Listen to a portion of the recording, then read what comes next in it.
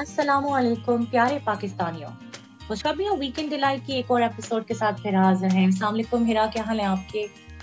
जी मैं बिल्कुल ठीक ठाक हूँ, अल्लाह का शुक्र है। आप बताएं मदिया, आपने अपने ड्रामास देखिए? बिल्कुल, अब एक ड्रामा का तो छुट्टी हो गई है सबात की, और बाकी दो थे वो बिल्कुल देख लिए। और इंटरेस्टिंग बात, वैसे सबात के हवाले से भी एक अच्छी खबर है हमारे पास। आपने हम्म। जरूर एक दिलचस्प किस्म की वीडियो देखी होगी, एक सॉन्ग देखा होगा। हिरा, आप बिल्कुल। पता जी चला जी। है?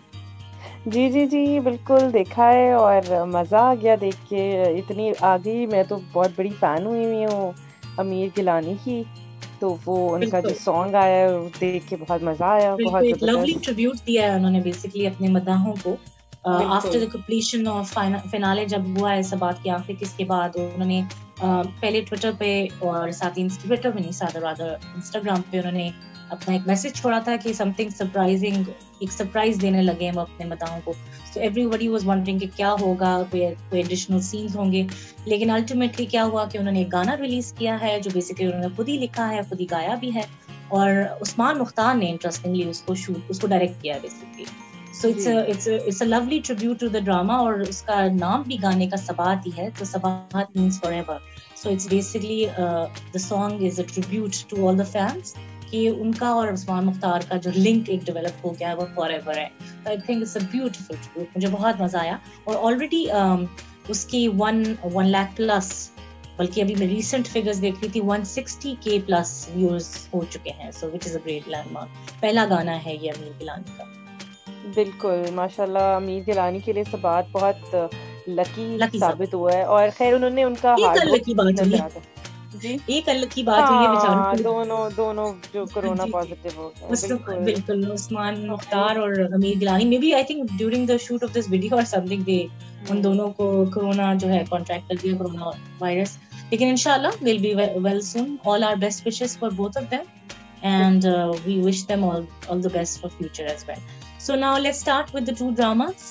I think पहले let's, जैसे हमने पिछले हफ्ते भी किया था, क्योंकि मुश्क पहले आता है, तो उसकी 12th एपिसोड हम डिस्कस कर लेते हैं। एंड बाय द टाइम हमारी जब ये एपिसोड रिलीज होगी तो तब तक 13 एपिसोड हो चुकी होगी। लेकिन right now will be discussing the 12th episode. तो कैसी लगी आपको हिरा 12th एपिसोड, क्या टेक है आपका उसमें? जी बढ़िया, मुझे ओवरऑल बहुत एंटरटेनिंग होता है यूजुअली मुश्क। मुझे ये वाली एपिसोड भी अच्छी लगी, मज़ा आया देख के। और कुछ चीज़ें, कुछ डेवलपमेंट्स हुई, कुछ चीज़ों पे अच्छा लगा, कुछ पे थोड़ा गुस्सा भी आया कुछ कैरेक्टर्स के ऊपर। जैसे कि शायान हैं, सबसे ज़्यादा मसला तो मुझे उनके साथ था कि वो वो भागी। बेवकूफियों के उन्होंने नए रिकॉर्ड कायम कर दिए। मतलब उन्होंने कमाल कर दिया। सारी दुनिया को पता था कि वो पुलिस स्टेशन जाएंगे तो उनके साथ यही होगा, और बस एक उनको ही नहीं पता था, जो कि मुझे नहीं समझ आई वो दुनिया के किस कोने में रहते हैं कि उनको ये बात नहीं तो पता मैं कह थी। रही हूँ ना, अपने बेवकूफी का नया रिकॉर्ड कायम किया कि जी, दूसरी मतलब दफा उन्होंने भागने के अपने बाद वो पकड़े गए।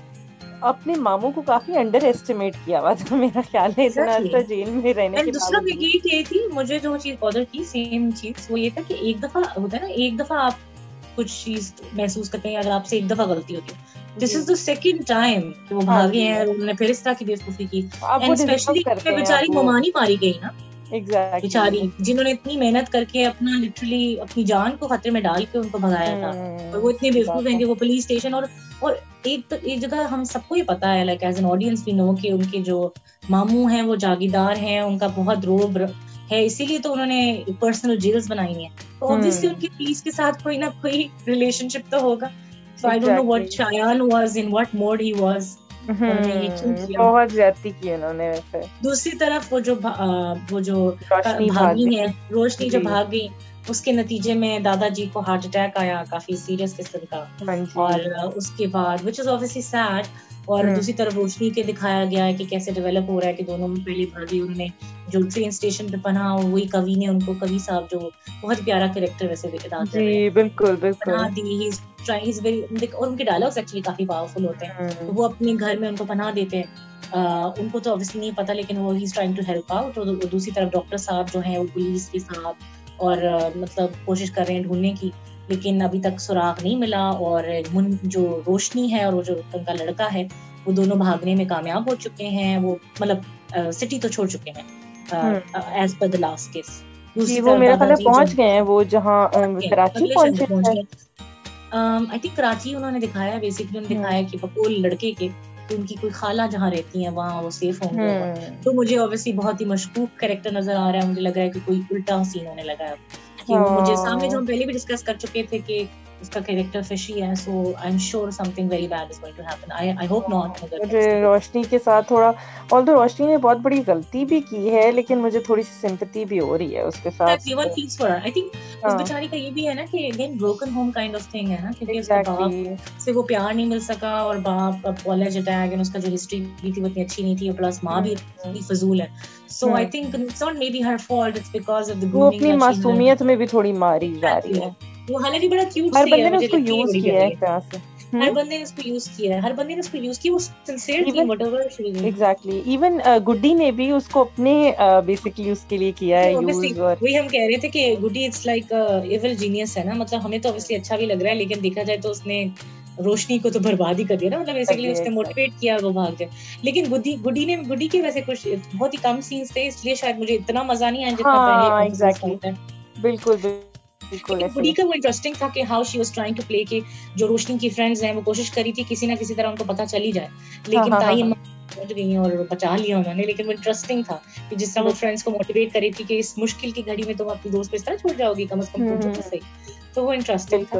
लेकिन दूसरी कुछ चीजें मुझे लगता है आई थिंक वो नेगेटिव्स भी बात करनी चाहिए कि जिस तरह महक का किरदार है वो बहुत इरिटेटिंग होता जा रहा है। जितना हम शुरू में उनसे कैरेक्टर से मोमल शेख के इम्प्रेस हुए थे, अब वो आंसू बहाती हुई लड़की है जो सिस्कियां मारती है, आई डोंट नो व्हाई। मतलब जहाँ पे वो ड्रामेटाइज करने की इतनी जरूरत भी नहीं होती, वो ऐसे आहें भरती हैं जो मुझे समझ नहीं आती क्यों। तो इस एपिसोड में खास तौर पर आई थिंक आपको भी वही फीलिंग आई होगी कि कुछ जगह इतनी अननेसेसरी उन्हें आहें भरी हैं कि वो इरिटेटिंग हद तक हो चुकी।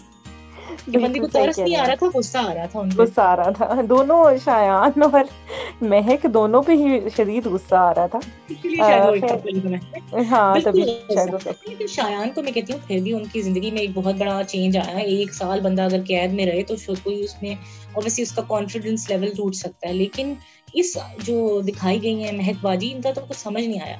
मतलब वो ऐसे आहें भरी होती हैं जहाँ जरूरत भी नहीं होती। मतलब यही आहें वो अगर अपनी दादा जान के लिए भरती ना तो बिल्कुल ठीक था।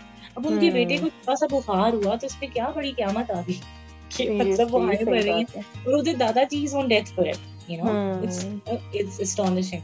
सो वो काफी थोड़ा बॉदरसम था। और वो भी मतलब मुझे लग रहा था कि महक का कैरेक्टर भी वैसे ना इट्स टू सेल्फिश। मतलब आदम को जिस तरह यूज कर रही है हर जगह, मतलब इट्स आल्सो इरिटेटिंग हद तक अब जा रहा है कि भाई आप थोड़ा सा वो वैसे जो टॉन्ट मारती हैं वो गुड्डी बिल्कुल सही मारती हैं कि ये तो अजीब ही सिचुएशन है। खैर लेट्स होप कि आदम के साथ जो आप कह रही हैं कि आदम के साथ वो सेल्फिश हो रही हैं कि आदम से जिस तरह अपने मतलब इस्तेमाल के लिए यूज करी है, उनको यूज करी है बेसिकली, तो वहां पे तो देखा जाए तो हर कोई आदम के कंधों पे तो बहुत ज्यादा बोझ है। मतलब आप देखें कि रोशनी को भी आदम ने ढूंढना है, बच्चे बेचारे को बुखार है तो उसको भी आदम नहीं देखना है, दादा जान को भी हॉस्पिटल में आदम नहीं, तो वो बेचारे आदम काफी काम कर रहे हैं। और मुझे लग रहा है कि थोड़ा सा उन्होंने ज्यादा उसको हीरो दिखाने के लिए किया, लेकिन वो कुछ ज्यादा ही हो गया बिकॉज जहाँ अननेसेसरी भी है ना।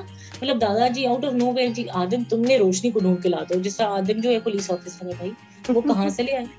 मतलब वो थोड़ा सा को भी आदम का भी अच्छा इंटरेस्टिंगली अभी तक ये चीज रिवील नहीं की गई कि आदम असल में उसका अपना प्रोफेशन क्या है। अगर आप नोटिस करें, ठीक है, ही हेल्प्स आउट दादाजी इन हिज व्हाटएवर बिजनेस, मगर अभी तक ये नहीं बताया कि आदम की क्या क्वालिफिकेशन है या वो क्या प्रोफेशन में। आपको पता चला?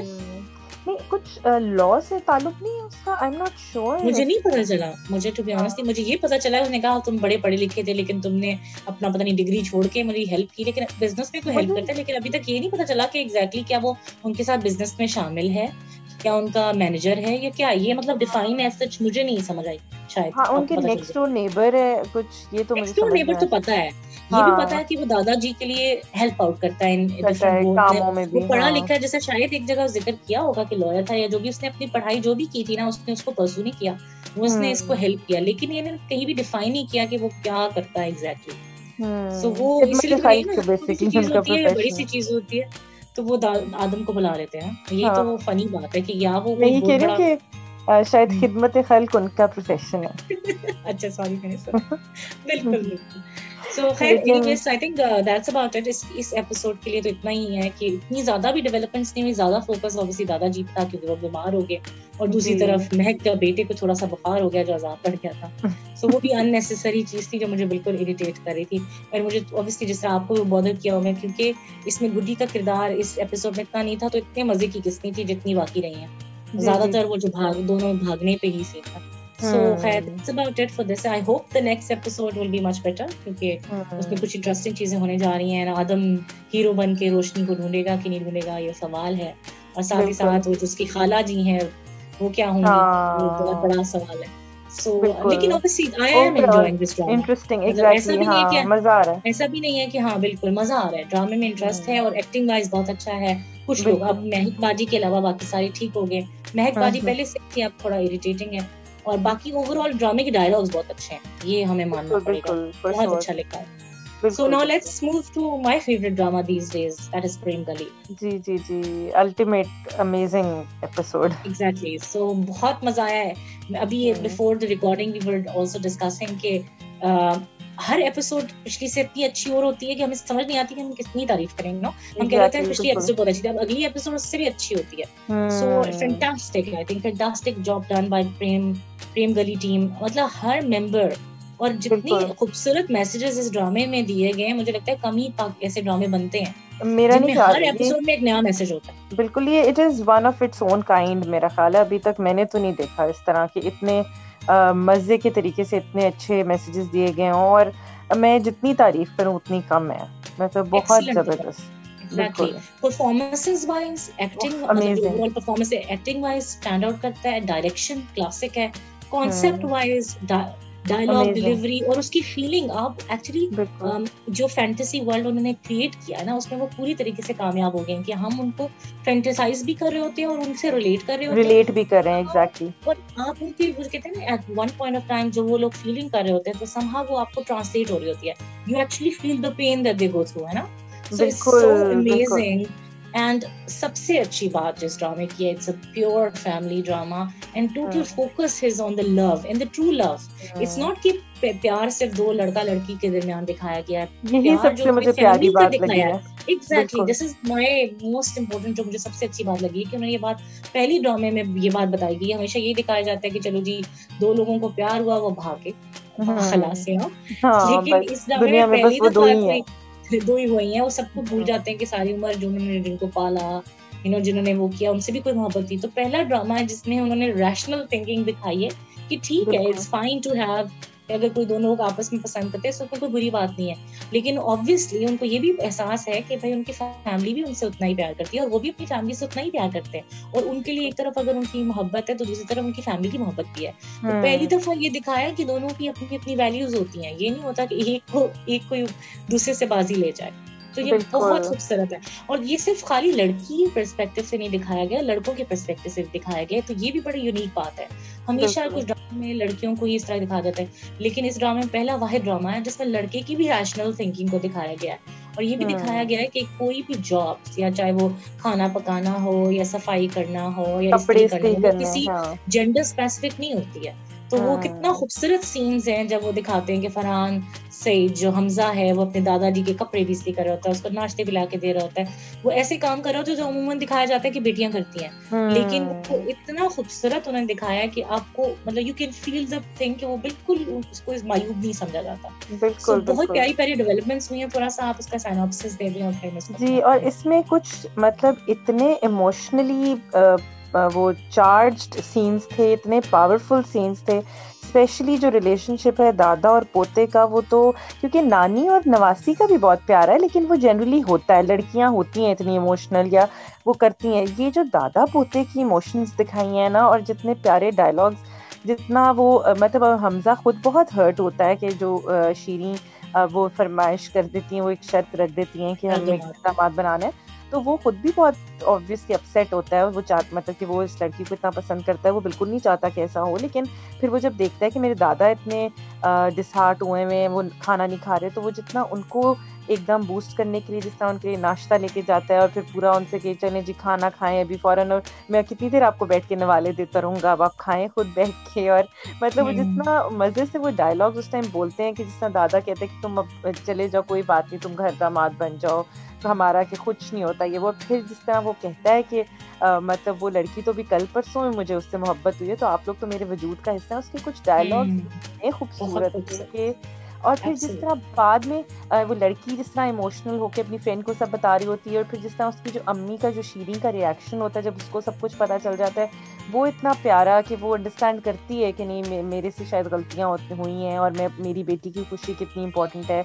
और फिर उसके बाद जब ये लड़का लड़की आपस में मिलते हैं और इनका जो मुझे इनका जो स्टांस था ना उस टाइम इतना अच्छा लगा था कि ये ही होना चाहिए। शायद हमारी सोसाइटी को इन चीज़ों की बहुत ज़्यादा ज़रूरत है कि जिस तरह वो कहते हैं ना कि जब वो लड़का कहता है कि मैं इतना नहीं हो सकता कि मैं अपने बाप है उनको छोड़ दूं, और लड़की और ये दोनों एक दूसरे को स्पेस देते हैं, मतलब एक दूसरे को अंडरस्टैंड करते हैं। वो बिल्कुल ये नहीं कि जी ब्लेम गेम शुरू कर दें कि तुमने क्या किया है, ये तुम मतलब तुमने क्या, तुम नहीं कर सकते, रियलिस्टिक होते हैं ना, मतलब इन्होंने रियलिज्म दिखाया हुआ है, फैंटेसी में नहीं रहती, वो बिल्कुल रियलिस्टिक है और वो अंडरस्टैंड करते हैं सिचुएशन को। बिल्कुल वो डायलॉग बहुत खूबसूरत है जब वो कहती है ना कि हमें मतलब हमारे माँ बाप ने भी तो इतनी कुर्बानियां दी हैं, तो अगर हम थोड़ा सा बर्दाश्त कर लेंगे तो क्या है। और फिर वो कहते हैं ना कि हमारी एज ऐसी है कि हम अभी ना इन मुश्किल को बर्दाश्त कर सकते हैं, और मतलब हमारे माँ बाप ने तो सारी उम्र गुजार ली मुश्किलें हमारे लिए करते हुए, तो अब वो उनके लिए मुश्किल होगा। अब बेहतर ये कि हम थोड़ा सा मुश्किल रह लें लेकिन उनके लिए आसानियाँ करें।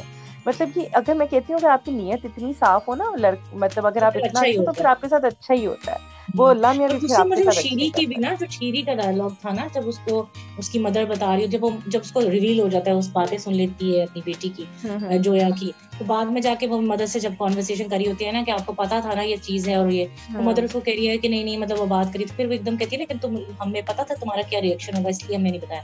तो आगे से वो कहती है ना कि मतलब मेरे लिए मेरी बेटी से ज्यादा अहमियत तो कोई चीज नहीं रखती थी, ठीक है मैं इसके खिलाफ भी होती तो, लेकिन मुझे अपनी बेटी की खुशियों से ज्यादा कोई चीज अजीज नहीं है। तो मुझे वो भी बात बहुत प्यारी लगी कि देखा जाए पेरेंट्स ऐसे ही होते हैं, उनको अपने बच्चों की खुशी से ज्यादा कोई चीज अजीज नहीं होती। इवन समटाइम्स कोई चीज उनको अच्छी लगे ना लगे, मतलब आप किसी चीज के खिलाफ भी होते हैं, लेकिन जहाँ अपने बच्चे की बात आती है, उनकी खुशियों की बात आती है, तो पेरेंट्स तो उसको एक्सेप्ट भी कर लेते हैं। लेकिन सबसे ज्यादा कम्युनिकेशन गैप होता है ना, लोग शेयर नहीं करते हैं अपनी जो भी है व्हाटएवर, चाहे वो उनकी कोई भी पर्सनल इशू है। तो शेयरिंग का मकसद है कि you have to share. Parents तो हर तरीके से अपने बच्चों को फैसिलिटेट ही करते हैं। तो ये बहुत खूबसूरत अंदाज में उन्होंने ये बात को कन्वे किया है। और साथ ही साथ जो उन्होंने रिलेशनशिप्स को दिखाया है ना, चाहे वो दादा और पोते का था, या साथ ही साथ जैसा जो जोया और अपनी नानी का किरदार आपस में उनका रिलेशनशिप है, साथ खाला की, चलो वो फनी है, जिससे वो रोती रहती है, वो भी बड़ा इंटरेस्टिंग है। और वो जो उधर से उनके जो चाचू साहब हैं जो हर वक्त फनी कैरेक्टर है, वो भी बहुत फनी है। चाचू और खाला के भी काफी इंटरेक्शंस हो रहे हैं, इनडायरेक्ट उन्होंने कहते हैं ना, एक डायलॉग भी था ना जिसमें वो एकदम से चाचू फिर चले जाते हैं, खाला चौंक जाती हैं, सो भी बहुत फनी था। उसमें बड़ा मजे का था कि आप तो रोना बंद करें वरना मेरा दिल पिघल जाएगा। हाँ, वो बहुत फनी था। लेकिन that means there is a story starting there, right? कुछ हाँ। लेकिन एक और भी बड़ी मजे की हिरा बात हुई है कि मोहल्ले वालों का अगेन किरदार, इट्स इंटरेस्टिंग कि चलो जो भी जितने वो बुरे थे, लेकिन जहाँ उनको लगता है ना कि कोई ज्यादती हो रही है, तो वो ऐसे फिर एकदम इकट्ठे हो जाते हैं और क्या कहते हैं ना, क्या उसको कहते हैं जो पंचायत, ओके सर, सो वो लग जाती है। वो कितनी क्यूट बात है कि अगेन उन्होंने दिखाया कि एज रिस्पॉन्सिबल मोहल्ला आपकी भी कुछ जिम्मेदारियां होती हैं। आपको अगर लगे कि कहीं कुछ गलत हो रहा है, या आपको लगे कि कहीं मोहल्ले में किसी को प्रॉब्लम है, तो उनकी सोल्यूशन के लिए कैसे अगर मिलके बैठा जाए तो डिस्कशन से हर सोल्यूशन निकल सकता है। और आपके ख्याल में क्या सोल्यूशन दे रहे होंगे? मुझे तो अंदाजा हो रहा है कि क्या सोल्यूशन दे। अच्छा, क्या आपको क्या अंदाजा हो रहा है? अच्छा, मुझे अंदाजा ये हो रहा है कि दे आर गोइंग टू से कि जिस तरह उनको ये खौफ है ना कि अगर वो उनके घर चली जाएगी तो वहाँ पे महीने बाद जो है ना, महीने नहीं सॉरी साल के बाद जो है वो उनकी कोई भी बहू जिंदा नहीं रहती। और दूसरी तरफ ये घर जमाई की बात करेंगे, घर में करना है, तो मुझे लगता है कि वो मिडिल वेट ये प्रपोज करेंगे कि इनका सेपरेट घर कर देते हैं, तो ना वो घर जमाई बनेगा और दूसरी तरफ ना वो उनके घर रह रही होगी। तो ये सेपरेट अगर रहें, जॉइंट फैमिली में ना रहें, उनका घर अलहदा से हो, तो ये चीज नहीं होगी। मुझे लगता है ये होगा। अच्छा, लेकिन कॉन्सेप्ट वो ये आ जाएगा कि हमजा को तो फिर छोड़ना ही पड़ेगा ना अपने दादा और अब्बू और उन सबको। नहीं, लेकिन असल में वो दोनों छोड़ नहीं रहे होंगे ना। देखा जाए तो अगर आपका सेपरेट घर होता है तो वो कोई ऐसा तो नहीं है कि वो उनसे दूर जा रहे हैं, वो मिडिल में घर ले लेंगे। तो बेसिकली कहीं ये तो नहीं है कि उस पर छाप लग गई कि वो उधर ही बैठ गया, उनके घर पूरा शिफ्ट हो गया, ना ही वो बेसिकली आते जाते नहीं, बेसिकली उनका अपना घर हो जाएगा। देखना, पता नहीं, this is my feeling, I am हाँ नॉट अच्छा, श्योर मुझे कि नहीं आप, लग रहा ऐसा। मुझे तो लगा कि यही सोल्यूशन है इसका, अच्छा वो यही हाँ कहेंगे कि उनके चले। घर भी नहीं जाएगा, क्योंकि असल में हम्म। इट्स ऑल अबाउट वहम ना, है हाँ तो सिर्फ वहम, एग्जैक्टली। इसमें और तो कोई हकीकत से बात ही नहीं है ना, ताल्लुक रखती ही नहीं है, कि ये तो और नहीं होता कि एक वो, और अगर आप कॉमन सेंस थोड़ी सी यूज करें, जो मेरे जहन में आई थी कि इस घर में तो उनकी कोई भी बहू नहीं आई थी ना बेसिकली, मतलब जब वो हम्म, लोग इस घर में शिफ्ट हुए थे तो तब तो ये लोग सारे थे ऑलरेडी अपनी बीवियों के बगैर ही थे, तो मतलब हाँ ये, बेसिकली घर से तो लेकिन वो नहीं कोई शायद हाँ, लेकिन उनका मकसद घर से नहीं है, उनका मकसद शायद इस चीज से है कि वो लोग इकट्ठे रहते थे ना, तो मतलब हर साल साल बाद उनकी मतलब क्या पता वो डिफरेंट डिफरेंट घर में रहते हो, मतलब डिफरेंट ही रहते तो इकट्ठे ही थे, लेकिन साल साल बाद उनकी जितनी भी ख्वातीन उनके घर आई हैं उनकी डेथ हो गई। सो वो बेसिकली हम्म। एक ट्रेंड आ रहा था, उसमें मे बी ये बात नहीं थी कि वो इस घर से ताल्लुक था या क्या, हाँ वही मुझे मेरा लगता है। कहने का मतलब है कि वो बात तो अगर लड़के से शादी होगी तो वो उसकी फैमिली का पार्ट तो बन गई, घर जहाँ मर्जी हो मतलब वो जॉइंट मतलब। फैमिली नहीं होगा ना, मुझे लगता हाँ लेकिन चलें देखते हैं है। अब नहीं, दिस क्या इज होता है माय ऐसा। assumption, अदरवाइज हम्म। वो क्या सोल्यूशन होगी आपके ख्याल? मुझे लग रहा है कि वो वैसे ही मान जाएगी शायद, नहीं, अपनी लेकिन बेटी की उन्होंने वो खुशी के एक लिए। तो वो, अगर आप नोटिस करो पूरे एपिसोड में यही बात तो डिस्कस हो रही होती है कि हमारी बात तो सुने, हम एक सोल्यूशन लेके आए हैं। वो पहले इवन वो जो दादाजी को बुलाते हैं कुछ सोल्यूशन डिस्कस करने के लिए।